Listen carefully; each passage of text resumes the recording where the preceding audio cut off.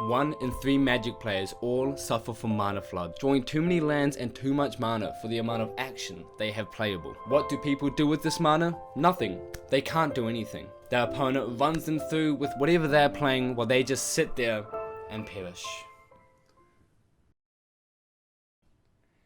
But ladies and gentlemen, today we have a cure. We have the mana sink. It sits on the battlefield while you can spend all of your extra mana into gaining perpetual value from it. Anything you need, we got it here today, ladies and gentlemen. Welcome to the best mana sinks of Commander. We'll start the list off with white mana sinks, usually in the form of token creation. Cards such as Luminarch Ascension and Sacred Mesa can make insane tokens for the cheap with little drawback in EDH. And if you're looking for white card draw, Armistice is probably the best you're gonna get. I know 5 mana is a lot, but you should take anything right now. The best though is Dawn of Hope. Token creation, card draw, and life gain. It can turn the game around in only a few turns with extremely little setup. Blue has some strong sinks as you can never go wrong with Urza, Lord High Artificer's activated ability, because randomness is always a fun part of EDH. From there we have Sphinx of Magosai to draw you out of your flood, Verity Circle to give you some extra defense, and if you're feeling a little extra,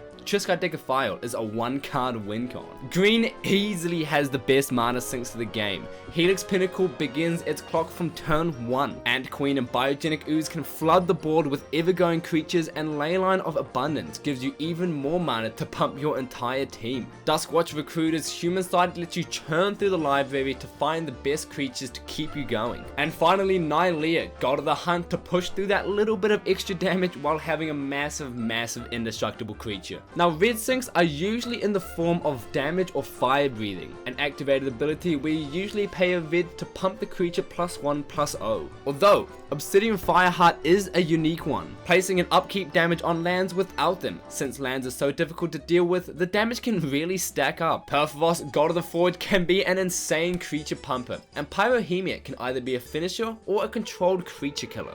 And finally, Black's mana sinks. Like Blue, they draw you cards except cheaper, but at the cost of life. Greed, Erebos, and Argue's Bloodfast all draws you cards at such little mana, except for the cost of a little bit of life, which in EDH is pretty negligible. Geth, Lord of the Vaults, can reuse all creatures from all graveyards multiple times, and Crypt Wraps or Pestilence can help get you creatures there. Artifacts have the most iconic mana sinks in the game, probably because you can play him any EDH deck. Cards such as Walking Ballista are infamous for finishing games or controlling boards full of creatures. Staff of Domination has some insane value, adding defense, card draw, and life gain for any deck. And the new Crawling Barrens, a land you can sink all your mana into for an ever-growing creature which protects itself from wraths. And for some final multicolored honorable mentions, Thrasios is tier 1 for a reason. Having a colorless cheap mana sink in the command zone that generates card draw and ramps you is absolutely insane. Slimefoot Stowaway is a self-sustaining fungi, creating 1/1s for any colored mana. Zancha can include some beautiful politics into your commander game with its card draw and damage, and Emil can be game changing with any enter the battlefield creature. So what mana sinks do you use? Tell me about them below, I would love to hear them. So in the meantime, subscribe if you enjoyed it, and I'll see you all in